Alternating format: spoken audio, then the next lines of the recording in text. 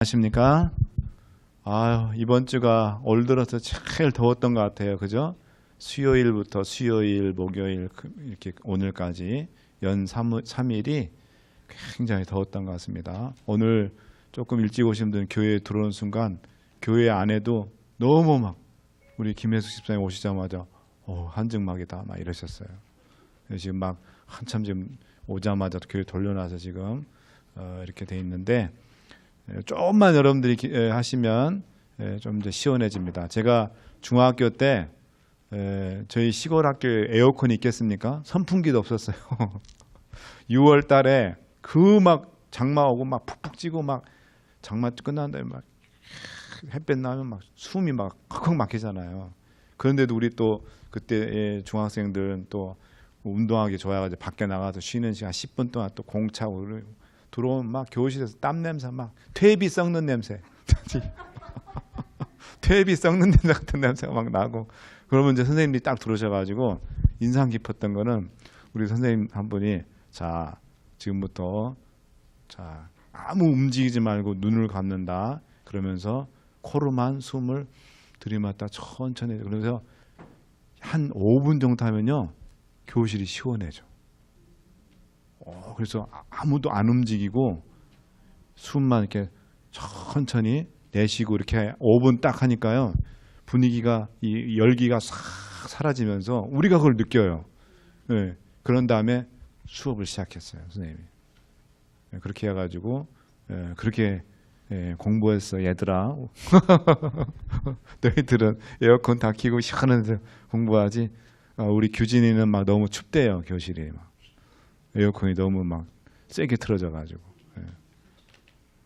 제가 미국에 와가지고 오자마자 한 3주 있다가 다 보통 미국에 오면 다 한 번씩 아픈다 그러더라고요. 오자마자 3주 있다가 감기에 걸렸어요.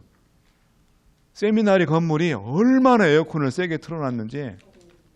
그리고 나는 수업을 가는데 다들 이렇게 왜 긴팔을 가져올까 여름에. 저는 반팔 입고 딱 갔는데 클래스가 딱 들어갔는데 교실에 강의실에 들어갔는데 얼마나 추운지 덜덜덜덜 떨었어요. 이빨이 막 아랫니빨 윗니빨 막 부딪힐 정도로. 그러고 난 다음에 감기가 들더라고요. 되게 심하게 알았어요. 그래서 그 다음부터 느낀 게 뭐냐면 여름에는 절대로 반팔 위에 겉옷을 입고 겉옷 하나 준비했다가 실내에 들어가야겠구나. 에어컨이 너무 세서. 그 다음에 또 겨울에는 엄청 춥거든요. 또 난방이 장난이 아니에요. 그 오히려 또 반대로 속에 또 미국 아이들을 보니까 반팔 입고 반바지를 입고 오더라고요. 그리고 긴 거 위에 뭡니까 이 패딩이나 이런 거 입고 왔는데 수업 들어도 이 패딩을 딱 벗는데 반팔이야. 그래서 이게 참 미국이 냉난방이 이렇게 잘 돼 있구나.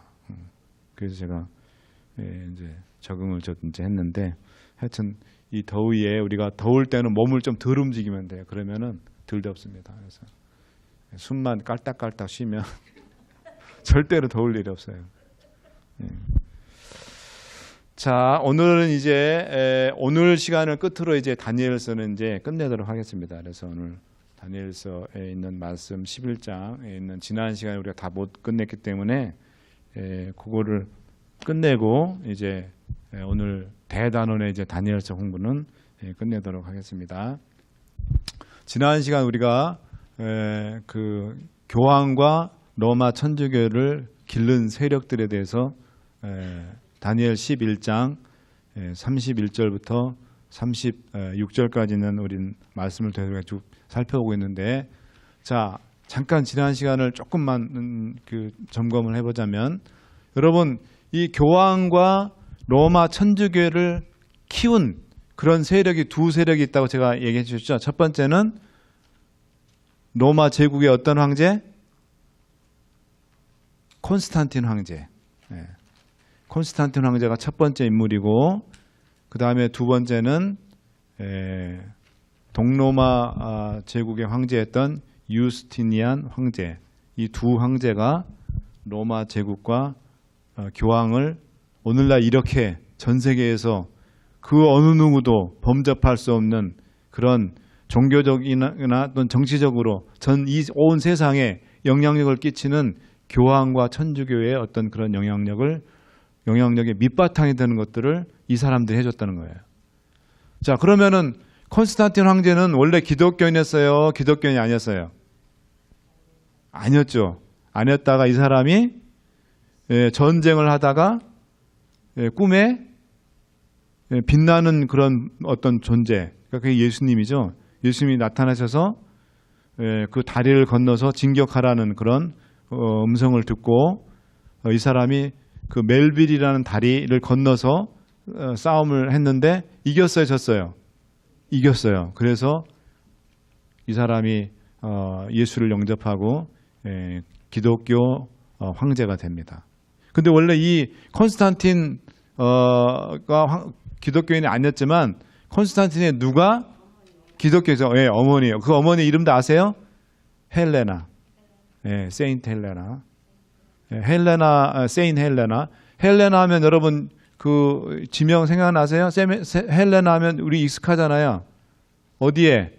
여름에 꼭 한 번씩 PUC에 가다 보면 우리 교회 병원이 세인 헬레나 병원이 있잖아요. 가다 보면 거기 쭉 올라가다 보면 거기에 엘렌 G 화이트인 생가 있는데 그 근처에 그게 우리 병원이거든요.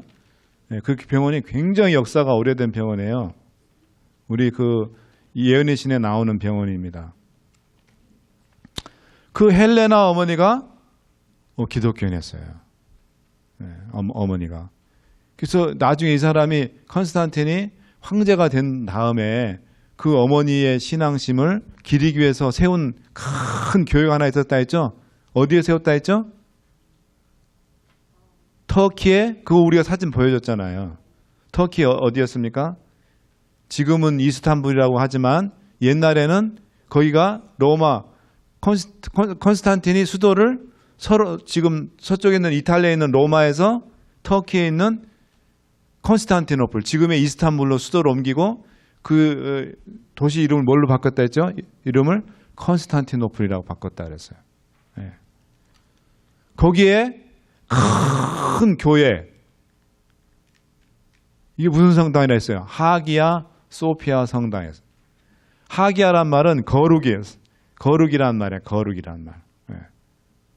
거룩이란, 그러니까 성 소피아 성당이에요. 거룩한 소피아 성당이다. 저렇게 어마어마한 교회, 저게 교회입니다. 교회 어머니의 신앙을 기리기 위해서 어머니를 위해서 저 교회를 진 거예요. 그럴 정도로 이제 기독교인이 됐는데 이제 저게 나중에 앞에 뼈쪽탑, 첨탑, 그 첨탑은 나중에 저 지역이 이슬람이 이제 다 차지하면서 기독교를 확 눌러버리려고 뭐예요? 안에 있는 저 성당, 교회 안에 있는 건물들 다 기독교적인 어떤 것들 다 막 파괴하고 저기를 뭘로 만들었죠? 이슬람 사원, 모스크로 바꿔놨다 그랬어요. 그리고 모스크를 이슬람을 상징하는 저 첨탑 4개를 딱 세워놓고 여기서 섬기던 예수는 더 이상 없다. 알라만이 유일한 신이다. 이렇게 하면서 저기를 더 이상 기독교인들이 예배드리는 교회로 사용하지 못하도록 이렇게 막아버렸어요.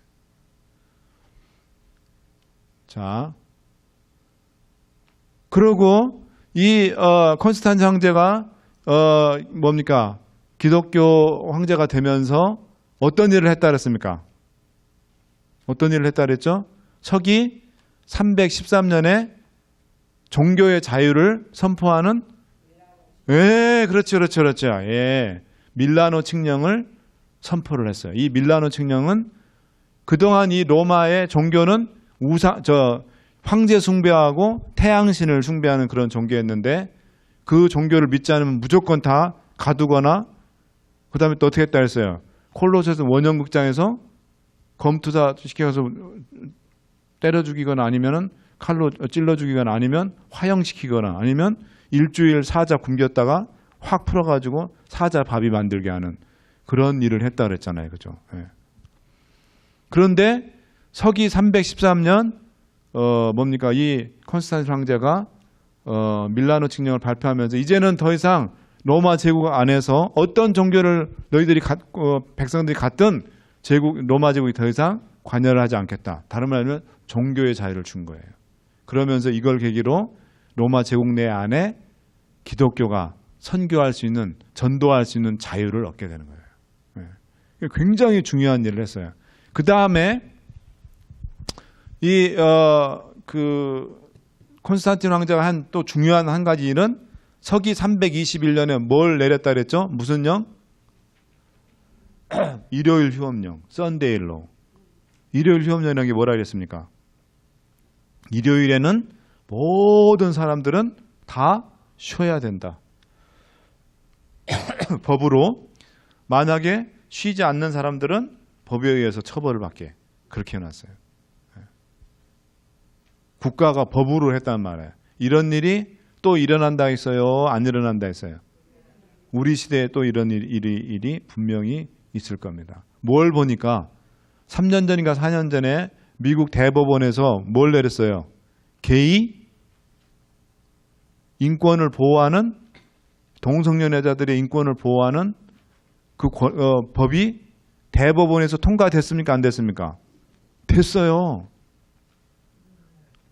그걸 보면 앞으로 미국이 대법원을 통해서 무슨 짓을 할 수 있다는 어떤 가능성을 우리가 그걸 통해서 알 수가 있는 거예요. 그렇게 그러면 당연히 썬데이로 일요일 휴업령을 내릴 수 있다는 얘기입니까? 없다는 얘기입니까? 강제적으로 할 수 있다는 거예요. 그래서 뭡니까? 게이들을 인권을 보호하는 그런 것들을 어기면 나라의 법에 의해서 가차없이 어떻게 됩니까? 처벌하게 됐어요, 지금. 그래서 이 단상에서도 여러분 동성연애에 대해서 함부로 목사들이 말을 못하게 됐습니다. 앞으로 이거를 하는데 유튜브로 이렇게 나와서 자기 동성연애에 대한 어떤 반대 의견을 얘기를 하는 그 영상이 유튜브에 올라가면요, 그게 센서십 걸러져 가지고 그게 보고가 돼요. 그러면 법적으로 그 목사는 처벌을 받게 돼 있습니다. 그리고 교단이 책임을 지게 돼 있어요. 그렇죠. 미국 법에 의해서. 예. 그렇게 되면 저도 그거는 건드릴 수가 없어요. 예. 세상이 이렇게 됐어요. 이렇게. 예. 한국도 점점 좀 그런 쪽으로 가려고 지금 하고 있어요. 지금 움직임이. 그래서 기독교인들이 막 반대 시위하고 막 그러거든요. 지금. 예. 한국에서 그런 일이 일어나고 있어요. 한국도 지금. 예. 세상 많이 바뀌었어요. 그래서 이런 걸 보면 언제든지 제2의 일요일 휴업령이 내릴 수 있다 없다. 국가의 강제된 법령에 의해서 있다는 거예요. 충분히. 자, 그렇게 했고 그 다음에 이 콘스탄틴 황제가 중요한 일은 뭐냐면 교회에다 뭘 줬죠? 땅을 줬어. 땅. 엄청난 땅을 주고 그렇게 하면 땅이 생기니까 교회가 어떻게 될까요? 부자가 되는 거지. 예. 그 다음에 또 뭐냐면은 누구한테 어떤 권한을 주죠? 지금으로 하면 목사님들한테 병역 특혜를 줬어요. 병역 특례. 그러니까 다른 말로 목사님들은 군대를 안 가도 돼요.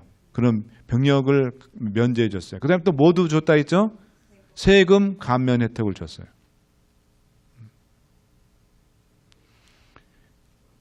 그러니까 그러면서 그 교회 서기 381년에 이 지중해 연안을 중심으로 많은 우리 기독교회가 사도들에 의해서 우리 사도행전 생각하면 알잖아요. 교회들이 많이 세워졌잖아요. 그죠?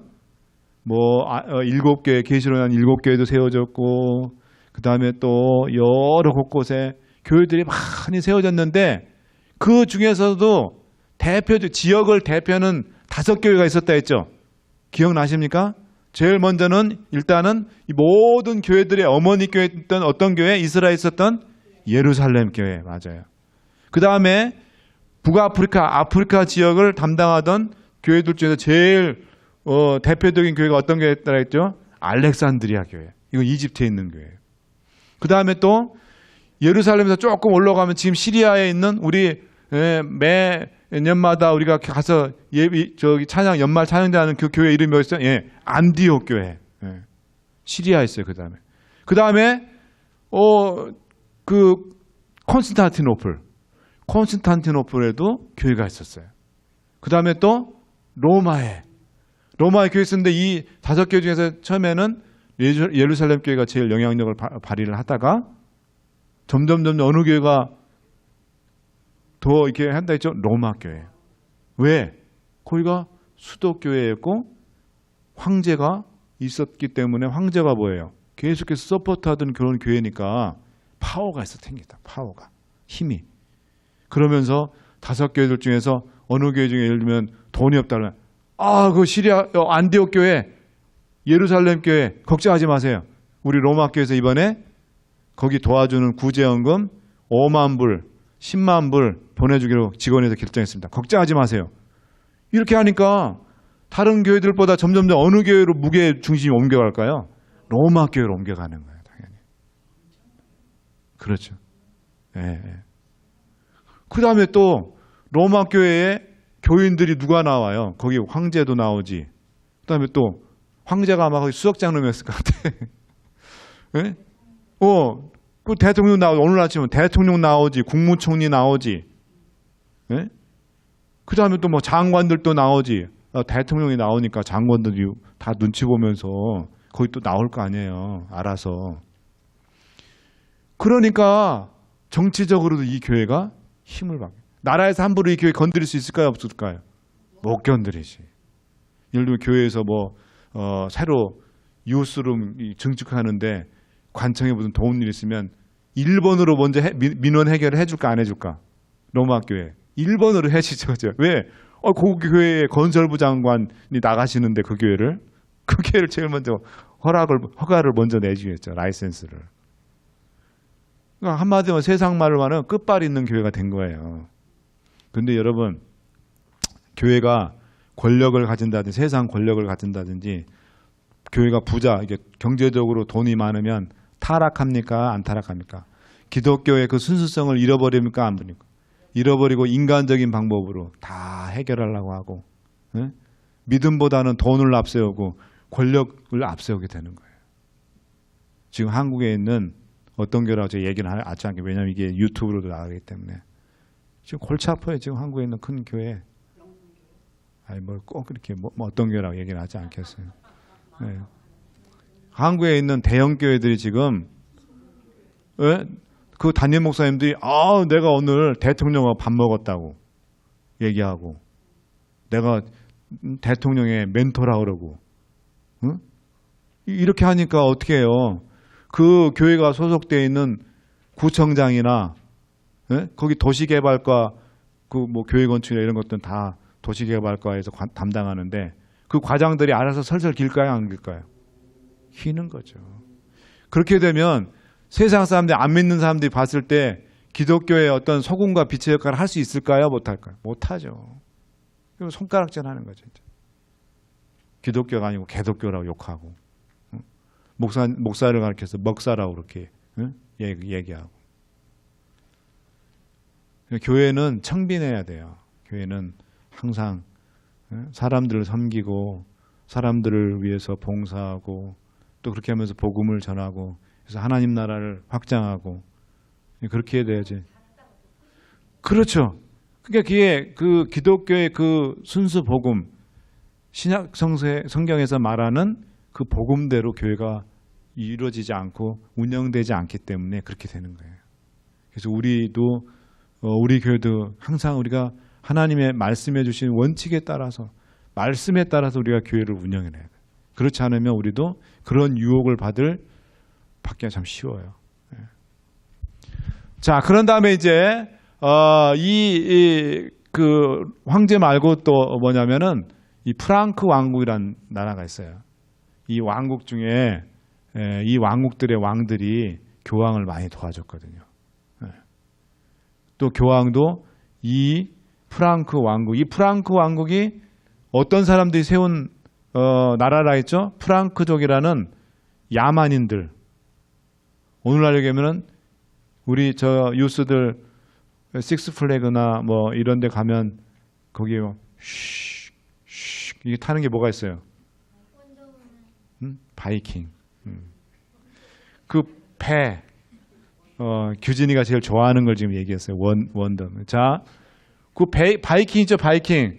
그 배가 뭐냐면 바이킹족들이 그 배를 타고 다니면서 노략질하고 약탈하고 그렇게 했던 사람들이거든요. 이 프랑크족도 그런 야만이었었어요.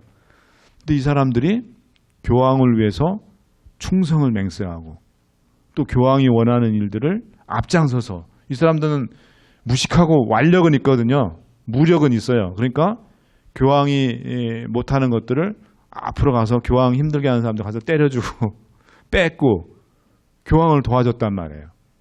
그렇게 하면서 교황이 이 왕들을 또 즉위식할 때 축복기도 해주고 안수기도 해주고 그렇게 했단 말이에요. 근데 그들 왕 중에서 피핀 왕이라는 사람이 있어요. 피핀 왕. 이 프랑크 왕국의 이 피핀 왕이 뭐냐면, 이 사람은 왕위를 무력으로 뺏어버렸어요. 힘으로. 그렇게 하니까 정통성이 없잖아요. 그죠? 다른 왕을 죽여버리고 쿠데타를 통해서, 혁명을 통해서 피를 흘리면서 왕자리를 차지한 거니까 백성들이 봤을 때 그런 왕 따를까요? 안 따를까요? 잘 안 따르죠. 그래서 뭐냐면은 그런 거를 해결하기 위해서 누구한테 달려간 거예요? 교황한테 달려간 거예요. 그래서 교황이, 이 피핀 왕이 왕이 된 것을 선언을 해줬어. 공식적으로. 이 사람은 아무 문제 없다. 그러니까 이 피핀 왕 입장에서는 교황이 너무 고마울까요? 안 고마울까요? 너무 고맙죠. Thank you so much. Pope, thank you so much. 그렇게 하는 거죠. 그죠? 교황님 너무 감사합니다. 그러면서 그다음에 그러면서 교황을 팍팍 밀어주겠죠. 그죠? 그러면서 서기 754년에 이 교황을, 이 로마 천주교를 괴롭히는 나라 중에 한 나라가 있어요. 그 나라가 뭐냐면 롬바르드라는 나라였어요. 롬바르드는 여러분 이게 어느 나라일까요? 어디에 나오는 나라일까요? 다니엘 2장에 나오는 신상 중에서 여기 10발가락 중에 한 나라가 바로 저 롬바르드예요. 응? 그 10발가락이 로마가 망한 뒤에 유럽에 생길 10나라라고 있잖아요. 그 나라 중에 한 나라가 바로 롬바르드예요. 그 나라를 이 피핀 왕이 너무 교황한테 너무 감사해가지고 자기를 그렇게 왕으로 인정해 준 거에 대해서 고마워가지고 그 나라를 완전히 정복한 다음에 그 나라를 누구한테 드렸어요? 교황한테 드렸어요. 그래서 그 전까지는 땅이 있다 해도 뭐 그렇게 많지 않았는데 나라 전체를 하나를 정복해가지고 왕한테 주면서 이 로마 교회에 나라가 생긴 거예요. 그러면서 이 로마 교황청이 힘이 실린 거예요. 이제 로마 교황이 왕의 위치에 서게 된 거예요. 그래서 지금 여러분 우리나라도 교황청하고 대사 관계를 맺고 있습니다. 대한민국도. 그래서 외무부에서 주 교황청 대사를 파견합니다. 물론 이제 그 교황청의 특성을 생각해서 천주교인 외무부 대사를 파송을 해요. 천주교인 출신의 사람을. 그 다음에 교황청에서도 우리나라의 대한민국에 대사관이 있어요. 그 다음에 미국은 언제 이 로마 바티칸하고 뭡니까 이 수교 관계를 외교 디플로매틱 릴레이션십을 가졌을까요? 외교 관계를. 그 전까지는 미국이 왜 여기로 왔어요? 여기 온 사람들이 왜 온 거예요? 종교의 자유, 신앙의 자유를 피해서 청교도들이 그 로마 천주교의 억압과 박해를 피해서 종교의 신앙의 자유를 찾아서 여기 온 사람들이잖아요. 그 사람들 후예들이 세운 나라잖아요. 그렇기 때문에 천주교하고는 절대로 우리는 그 수교 관계를 할 수 없다. 그리고 18, 9세기 말엽에는 반 천주교주의가 일어나가지고 천주교를 아주 반대하는 그런 운동이 이 미국에 일어나기도 했었어요. 네? 그럴 정도로 이 개신교 국가 중에 아주 강한 개신교 국가가 미국에 있거든요. 그러다가 뭐냐면은 이 천주교 바티칸하고 수교 관계를 맺게 됩니다. 어느 대통령 때? 그렇죠. 로널드 레이건 대통령 때. 몇 년도 정확하게는 1984년도에. 1984년도에 그동안 외교 관계 없었는데 물밑에서 이 바티칸하고 미 국무부하고 이렇게 물밑 접촉해가지고 로널드 레이건하고 교황, 그때 요한 바오로 2세예요. 바오로 2세하고 만나서 정식 수교. 그래서 1984년 제가 몇 월은 이제 기억은 안 나는데 호수는 그 타임즈 매거진에 일면 표지 탑으로 표집으로 교황하고 로널드 레이건하고 딱 앉아가지고 이렇게 있는 이 환담하고 있는 회담하고 있는 그 일면 사진이 일면에 탑으로 실렸어요. 표지로. 그리고 거기에 표지에 뭐라고 하셨냐면 Holy Alliance 이렇게 했어요. Holy Alliance, Alliance가 뭘까요? 동맹이란 뜻이죠. 동맹 서로. 네. 그러니까 거룩한 동맹이 다시 맺어졌다 이거예요. 어디에? Between America and Vatican 사이에 Holy Alliance가 다시 맺어졌다. 아, 놀라운 일이에요, 그죠? 이런 것들 우리가 주목해 볼 필요가 있어요. 우리는 예언을 알고 있는 백성이기 때문에 이게 다 성경에 그렇게 되리라고 다 나와 있어요. 네. 그래서 미국도 이제 정식으로 바티칸하고 서로 대사 관계를 맺고 있어요. 네. 여러분 지난번에 한국에서 그런 일이 있었던 거 여러분 아세요? 남북 정상회담 뭐냐면은 북미 트럼프하고 저기하고 김정은이하고 만나기 전에 이 만남을 어떻게 좀 성사시켜 보려고 우리 한국 정부에서 막 노력을 했는데 그때 누구를 움직이려고 한지 아세요? 누구를 보내려고 한지 아세요? 교황 프란치스코 교황을 북한 방문 보내게 하려고 했었어요. 그런데 한국에 있는 천주교에서 그거를 보수적인 천주교 주교들 추기경들 우리 한국에 추기경 2명 있습니다. 이 사람들이 교황청에 얘기를 했어요. 6.25 때 북한이 공산화가 된 이후로 이 북한 공산당 정부에서 북한의 천주교 성당들도 많이 있었고 그랬거든요. 신부들 다 체포하고 외국인 신부들 노동교화소에도 보내고 그 다음에 천주교 성당들을 완전히 다 뺐고 그런 전례가 있습니다. 만약에 이 문제를 북한이 정식으로 사과하고 그런 것들에서 언급을 하지 않으면 교황성화 절대 가시면 안 됩니다. 그래가지고 안 간 거예요. 지금 여러분 문재인 대통령이 천주교인인 거 아시죠? 세례받은 천주교인입니다. 지금 청와대 안에 있는 청와대 수석들 중에 상당수 수석들이 다 천주교인이에요. 여러분들 그건 좀 아셔야 됩니다.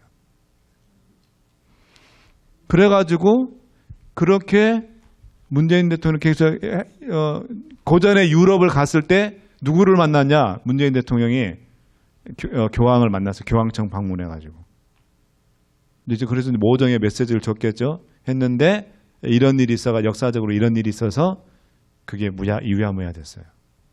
그래가지고 교황이 북한을 방문하지 않았습니다.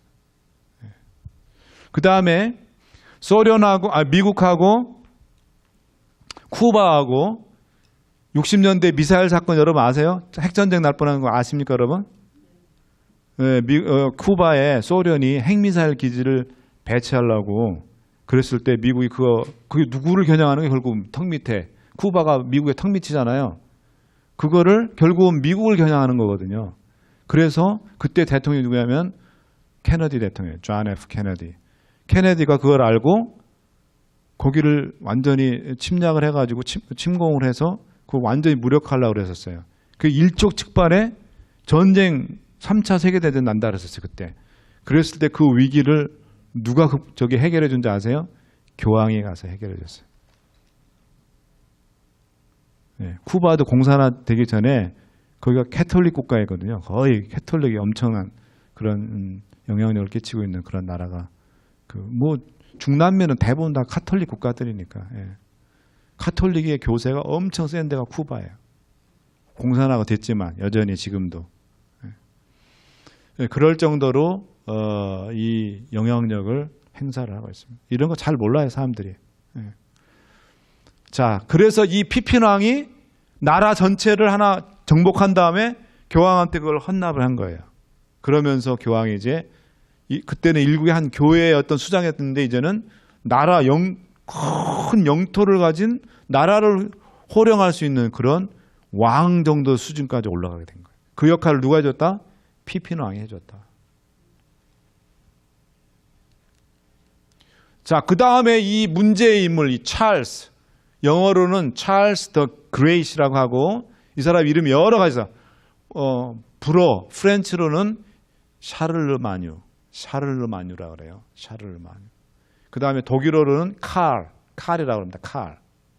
그 다음에 K-A-R-L, 칼이라고 그러고, 그 다음에 스페인어로는 까를로스라고 그래요. 까를로스.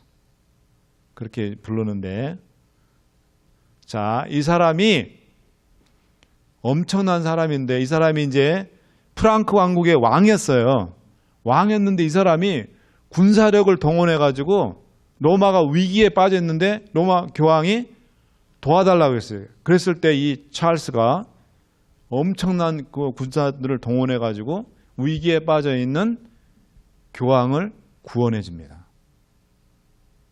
그래서 그 공로로 서기 800년 크리스마스에 12월 25일 크리스마스에 성 베드로 성당, 우리 정은순 집사님 거기 가보셨죠? 성 베드로 성당 어마어마하죠, 그죠? 가면은 입이 막 떡 벌어진다 그래요. 그래서 제가 이것도 좀 얘기인데 조금 다른 얘기지만 우리가 종교개혁 한번 투어를 가면은 로마 바티칸도 우리가 갈 수가 있거든요. 가면은 그 막 규모가 벌써 막 압도를, 저는 그러니까 돈을 얼마나 들여서 그렇게 했을까요? 그거 할 때 또 얼마나 많은 사람들 동원해가지고 그걸 적겠어요. 그러니까 얼마나 많은 사람들이 그거에서 고생하고 힘들었겠습니까? 왜? 그 베드로 성당에서 어떤 교황이냐면 네오 3세로부터 황제의 관을 씌우면서 안수기도를 받고 취임식을 하게 됩니다. 자, 보세요. 제가 그리 보여줄게요. 저 지금 교황이 관을 지금 무릎 꿇고, 저 교황 앞에 무릎 꿇고 이렇게 있는 사람이 누구예요, 지금? 찰스 황제. 황제가 딱 있고 교황이 그 앞에서 지금 관을 씌우면서 당신을 이 제국의 황제로 임하노라 이렇게 지금 선포하는 거예요. 지금 그 의식을 누구 앞에서 했다고요? 지금 교황 레오 3세 앞에 가서. 어디에서? 장소는 성 베드로 성당에서. 교황의 권위가 엄청 올라간 거예요. 그래서 뭐냐면은 이 찰스가 선언을 냈어요. 이 나라를 교황 당신이 이 나라의 정신적인 지주입니다. 나는 정치를 책임지지만 당신은 이 신앙적인 것, 종교적인 것들을, 뭐 종교라는 게 천주교죠. 모든 이 나라의 백성들이 다 전부 다 하나님을 믿고 하나님의 명령에 순종할 수 있는 그런 신민으로, 하나님의 백성으로 당신이 책임지고 해주십시오. 나는 그 일을 전적으로 당신한테 합니다. 그러면 이 나라를 통째로 하나님께 바칩니다. 그래서 그 전까지는 프랑크 왕국이라 했는데 그 다음부터 이름이 뭘 바뀌었어요? 신성 로마 제국. 다른 말 영어로 얘기하면 Holy Roman Empire, 이렇게 나라 제국 이름을 바뀌었어요. 이 찰스 대제를 통해서 왕국이, 스페인이, 여러분 지금 스페인도 왕이 있는 거 아시죠? 그 상징적으로 왕이 직접 통치는 하지 않지만 스페인 왕이 있습니다. 그 다음에 왕이 있는 나라가 유럽에서 또 어디가 있을까? 영국. 그 다음에 또 네덜란드에도 왕이 있습니다. 그 왕들이 다 저 찰스 대제의 후손들이에요. 그래서 유럽은 어떻게 보면 다 서로 피가 다 섞여 있어.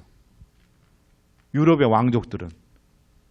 예를 들면 스페인에 있는 공주가 영국의 왕한테 시집을 가고, 또 그다음에 저기 오스트리아에 있는 합스부르가 왕의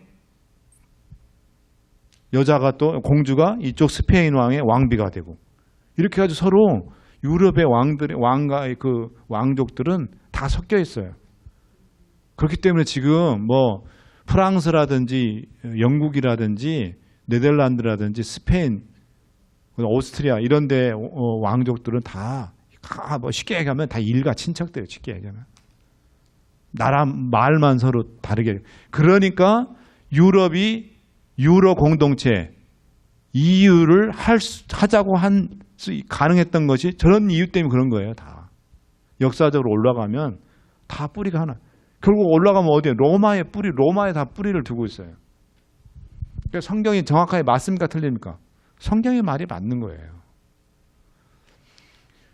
자, 이 신성 로마 제국이 약 1000년 동안 유럽을 다스렸어요. 유럽을. 그러면서 누구를 보호해 줬을까요? 이 교황의 권리를 대해서 아주 철두철미하게 교황이 말한 것은 막 열리를 제껴놓고 교황의 부탁한 거 제일 먼저 처리해 주고 그럴 정도의 아주 끈끈한 유대 관계를 했어요. 자, 우리가 지난번에 우리가 공부했지만 교황이 뭘 일으키자 그랬어요? 십자군 우리가 일으켜서 저 성지 이슬람의 이방 이교도들에 의해서 짓밟힌 저 성지 예루살렘을 우리가 탈환을 하고 우리들이 자연스럽게 가서 순례를 하고 예수님 탄생한 곳 이런 데도 가서 우리가 기도도 하고 그렇게 할 수 있도록 하자 해가지고 뭐예요? 이 교황이 십자군을 일으켰다 그랬잖아요. 그랬을 때 그 십자군을 전폭적으로 서포트해주고 밀어준 게 뭐예요? 이 신성 로마 제국이에요. 그 다음에 또 뭐냐면은 이 알비젠스라든지 제가 또 나중에 또 얘기해. 왈덴스라든지 이런 사람들, 이 왈덴스나 알비젠스 이런 사람 누굽니까? 신실하게 하나님의 말씀대로 살려고 하는 그런 하나님의 백성들이에요. 평신도 운동을 일으켰던 사람들이에요. 이런 사람들, 그 다음에 또 보헤미아, 지금으로 말하면 체코가 옛날 지명이 보헤미아예요. 보헤미아. 이 보헤미아의 위대한 그 개혁자가 누구냐면 후스라 그래요. 후스. 그 다음에 제롬. 이 사람들을 성경을 마음대로 자기네나 말로 자기 말로 번역했다고 잡아다가 어떻게 했어요? 화형시켰어요. 교황청의 허락도 안 받고 니들 마음대로 성경을 마음대로 자기네 말로 번역해서 쉽게 말하면 교황청의 허락도 받지도 않고 한국말로 성경을 번역했다고 뭐예요? 제가 이제 성경을 번역자라면 저를 종교재판 해가지고 저를 화형시켜버렸다는. 그래가지고 그 가루를 어디다 뿌렸을까요? 이번에 체코에서 사고 하나 났죠. 우리 한국 사람 배 관광 갔다가 배 충돌사가 죽었잖아요. 그 강이 무슨 강이에요? 다뉴브강. 다뉴브강. 유럽을 흐르고 있는 유럽의 젖줄 다뉴브강. 그 다뉴브강에 뿌렸어요. 자, 이 내용이 어디에 나올까요? 우리 예언의 신을 열심히 읽으신 분들, 이 내용이 어디 나와요? 각 시대의 대쟁투 몇 장? 제6장 후스와 제롬 편에 보면 자세하게 나와 있어요. 그 여러분들이 안식일 날 오후에 집에 가셔가지고 좀 쉬고 좀 시간 남으시면 각 시대의 대쟁투 좀 읽으세요. 거기 보시면은 집에 각 시대 대쟁투 다 있죠?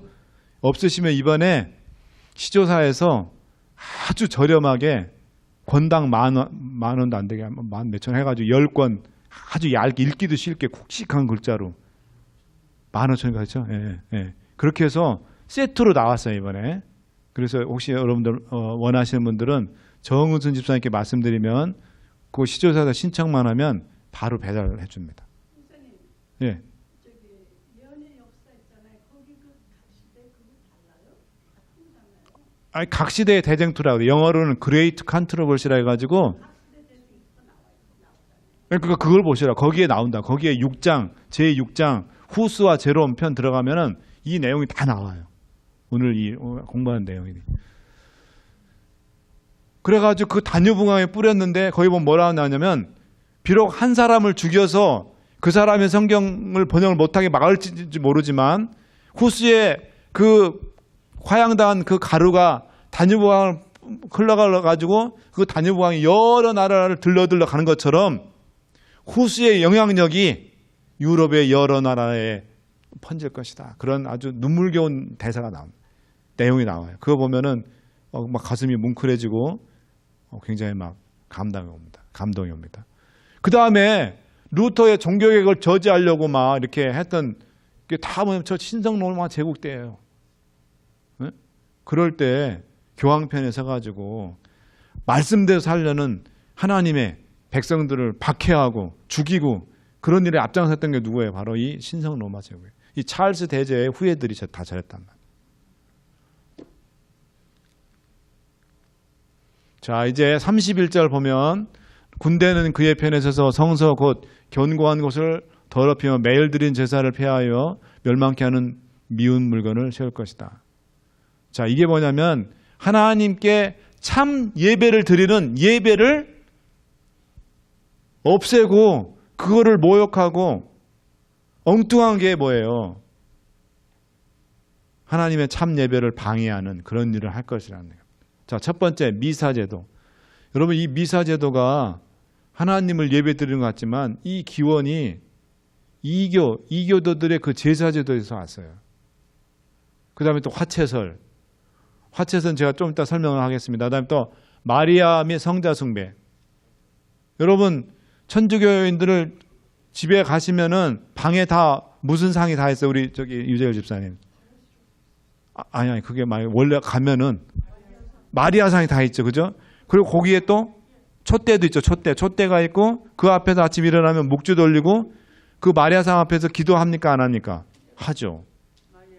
마리아여, 마리아여를 3번 부르게 돼 있어. 마리아여, 마리아여 하면서 묵주를 돌리고 합니다. 예.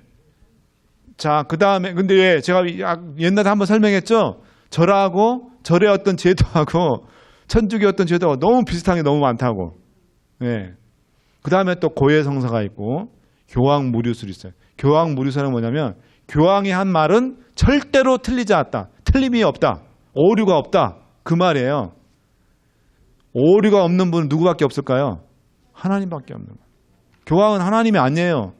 교황은 누구죠? 사람이에요. 사람이 무류설을 주장하면 안 되죠. 그 다음에 영혼불멸설 얘기하고. 자, 보겠습니다. 자, 마리아 숭배가 어떻게 천주교 안에 들어오게 됐는지. 자, 431년 에베소 회의에서 마리아 숭배를 카톨릭의 공식 교리로 채택하게 됩니다. 그런데 놀라운 것은 여러분, 우리 사도행전 공부할 때 또 아니면 우리가 생각해 보세요. 계시록의 7교회 공부할 때 에베소 교회 생각나십니까?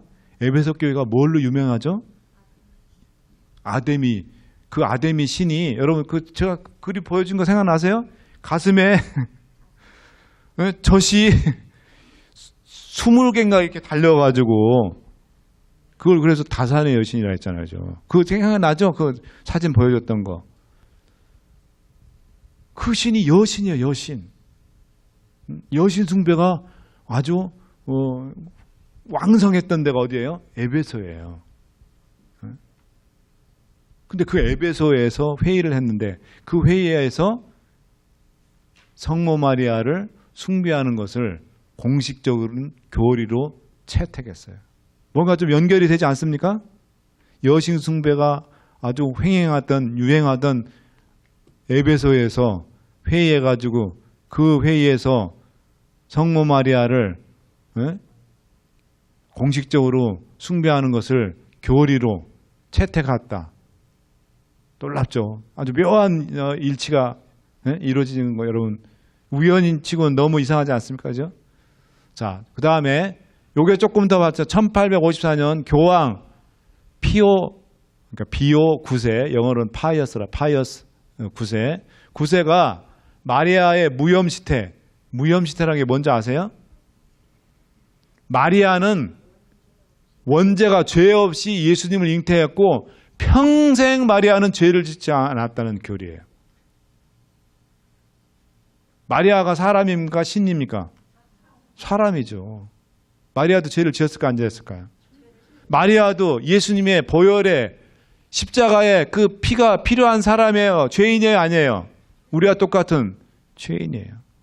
그런데 천주교에서는 어떻게 예수님이 하나님이시잖아요. 성자 하나님이잖아요.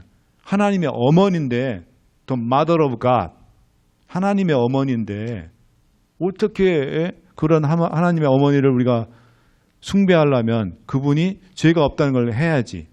그렇게 해서 마리아 무염시태라는 새로운 어떤 것들을 만들어내가지고 그거를 교황 비오 9세가 그걸 공식적으로 인정을 했어요. 선언을 했어요. 그 다음에 1950년 교황 이번에는 비오 12세가 마리아 몽소 승천교리라는 것을 교리화해서 선포를 합니다. 자, 마리아 몽소 승천교리가 뭐냐면 마리아는 죽지 않고 하늘로 승천해서 하늘의 여왕이 왕이 됐다는 교리예요. 이게 성경적입니까? 아닙니까, 여러분? 성경에 마리아가 어디 하늘로 승천해가지고 하늘의 여왕이 됐다는 말이 한마디라도 있습니까? 없습니까? 없어요. 교회에서 저 마리아 숭배를 자꾸 합법화하려니까 이런 말도 안 되는 것들을 막 만들어내서 하는 거예요. 마리아도 죽었어요. 사람이기 때문에. 그리고 여기 뭐예요? 마리아는 죽지 않고 하늘로 승천해서 하늘의 여왕이 됐다. 근데 예수님이 그 마리아하고 동생들이 왔을 때 네. 어머니가 오셨다고 제자들이 그러니까 하나님을 경외하지 않는 사람은 나의 어머니가 아니고 나의 동생이 아니라고 그러셨잖아요. 마리아는 하나님을 경외했죠. 예. 이건 조금 다른 얘기요. 예.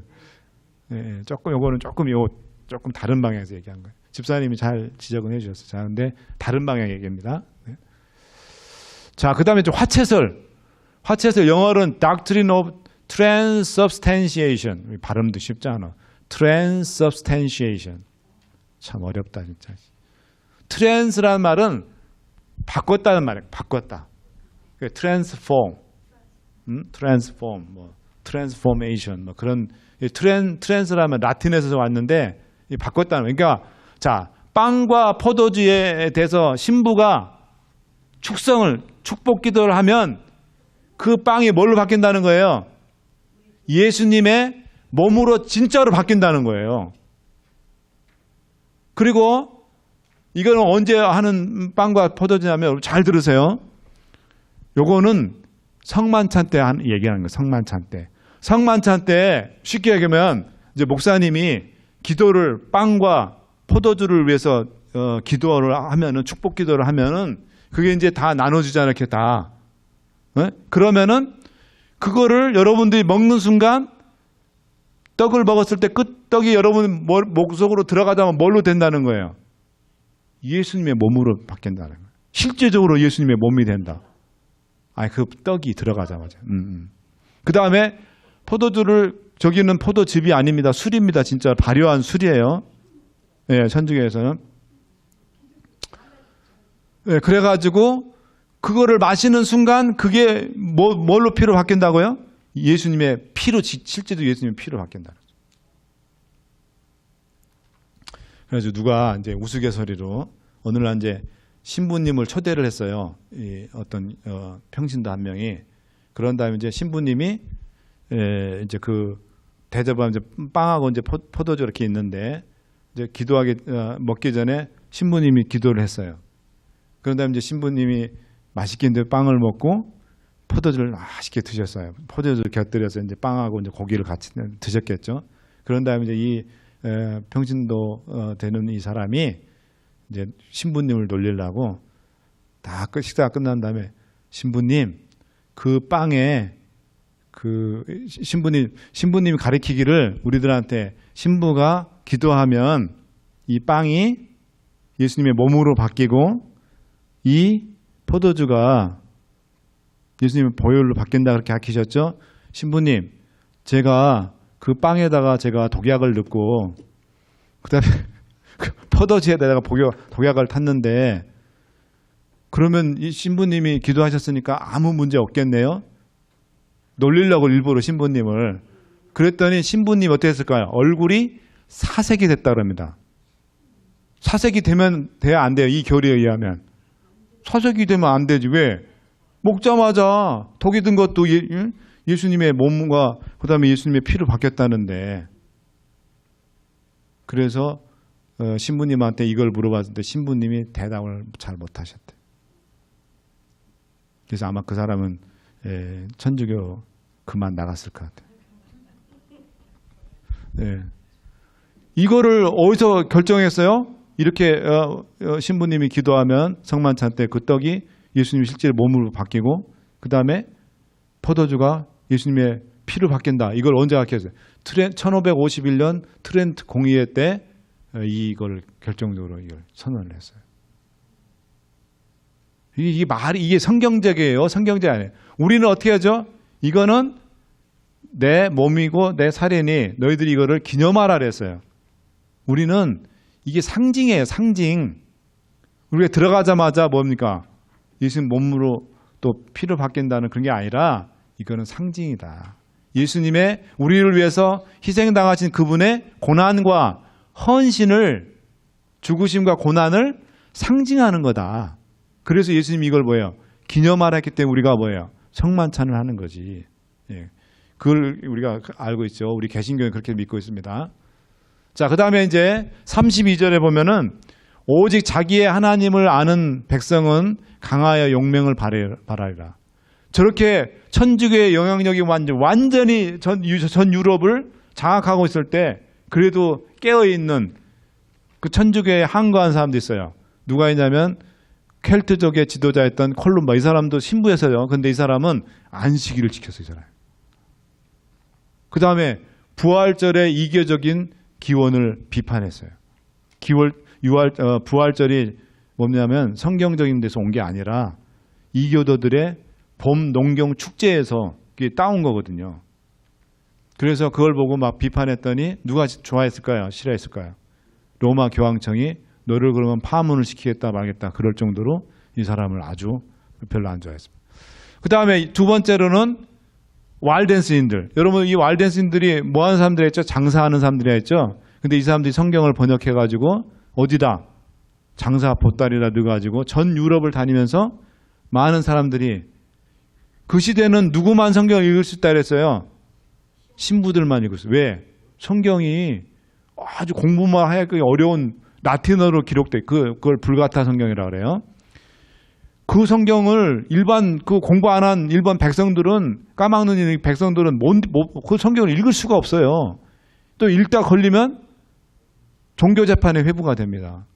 그래서 백성들이 말하는, 예를 들어 독일 사람들은 독일 말로, 프랑스 사람도 프랑스 말로, 스페인 사람도 스페인어로 이렇게 번역을 해가지고 그거를 보따리에다가 숨겨가지고 다니면서 성경을 읽어서 막 사람들이 성경을 읽는 거예요. 그러니까 사람들이 성경의 진리에 대해서 눈을 뜨게 되죠.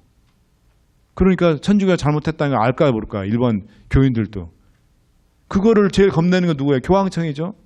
그러니까 교황청에서 이 왈덴스 사람들 그냥 놔두면 될까 안 될까? 그래서 이 사람들을 박해를 하죠. 그래서 이 사람들이 어디에 숨어들죠? 알프스에 숨어들어가지고 거기 동굴에 있는데 이 신성 로마 제국이 군대를 이끌고 가가지고 그 사람들 죽이려 어떻게 했어요? 그 동굴 입구에다 뭘 했다 했죠? 불을 피워가지고 연기를 그냥 꽉 집어넣어서 다 질식사시키게. 그래서 천주교에서 이 종교재판소 인쿼지션이라고 그래요. 그거를 해가지고 얼마를 죽였다 그랬죠? 5천만 명을 죽였다. 5천만 명. 어림잡고 약 5천만 명에서 약 1억 명의 사람을 종교재판에 회부해가지고 이단이라는 미명하에 사람을 죽였다 그랬어요. 저 알비젠스인들도 그런 사람들입니다. 자, 그 다음에 백성 중에 지혜로운 자가 많은 사람을 가르칠 것이나 그들이 칼날과 불꽃과 사로잡히고 약탈을 당하여 여러 날 동안 쇠폐하리라. 이게 뭐냐면 16세기 영국의 옥스퍼드 대학에 위클립이 있습니다. 이 사람이 최초로 영어로 라틴어 성경을 영어로 번역한 사람이에요. 요것도 각 시대 대행수에 나옵니다. 여러분들 좀 들어가서 나중에 시간 있을 때 읽어보세요. 저기 지금 지팽이 짓고 있는 사람. 저 사람이 위클립이에요. 저 사람이 영어로 최초로 성경을 번역한 사람이에요. 그리고 전국을 다니면서 성경 말씀을 가르친 사람입니다. 그 다음에 오른쪽에 있는 사람이 보헤미아, 그러니까 체코의 프라하 가보신 분 계세요? 프라하가 그렇게 멋있다 그러네요. 그 프라하의 제일 유명한 대학이 유럽에서 최고 명문 대학 중에 하나였어요. 프라하 국립대학. 그 대학의 총장이 누구냐면 후스예요. 후스. 후스와 그 다음에 그 뒤를 이은 그 다음 총장이 제롬이었는데 이 두 사람이 성경을 번역하고 성경을 가르치다 잡혀가지고 다 뭡니까? 화형당했어요. 저 보니까 칼날과 불꽃과 사로잡혀냈잖아요. 불꽃이 뭘까? 화형이죠, 화형. 칼날은 칼로 죽이는 거고. 저런 사람들을 다 죽였다는 거예요. 자, 야누스의 동상에, 저게 우리 조인숙 집사님 가서 보셨어요? 저 동상? 예. 그거를 그 당시 후스가 화형당하던 거를 그린 그림이에요. 저기 보세요. 불 꽁꽁 묶고 불 붙여가지고 태워 죽이는 거. 아, 하나님 말씀 번역했다고. 응? 하나님 말씀 가르쳤다. 교황청 허락도 안 받고. 그리고 로마 그 신성 로마 제국이 교황과 함께 결탁해서 십자가를 일으켜 가지고 walden스인들과 그다음에 알비젠스인들을 약 100만 명을 죽였어요. 대단하죠. 저기 보세요. 화형시켜서 사람 죽이는 거. 자, 베드로 왜 이렇게 고난과 시련을 하나님의 진리의 백성들한테 이렇게 허락하셨을까? 베드로전서 1장 7절 다 함께 읽겠습니다. 이제 끝났습니다. 시작. 너희 믿음의 시련이 불로 연단하여도 없어질 금보다 더 귀하게 예수 그리스도에 나타나실 때에 칭찬과 영광과 존귀를 얻게 하라며. 예수 그리스도 나타나실 때 이게 언제예요? 예수님 재림의 때. 재림의 때 너희들에게 칭찬과 잘했도다 내 충성된 내 종들아 하면서 예수님께서 그들을 마지막 재림의 때 영광 가운데 존귀케 하도록 하시기 위해서 하나님의 진리의 백성들 화두혹되고 정말 힘들고 처참한 그런 고난과 시련과 환난을 겪었지만 뭐가 되도록 하시기 위해서 정금같이 빛나도록 하시기 위해서 언제? 예수님의 재림의 때.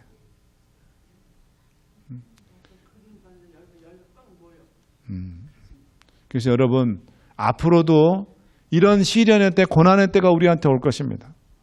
이 고난과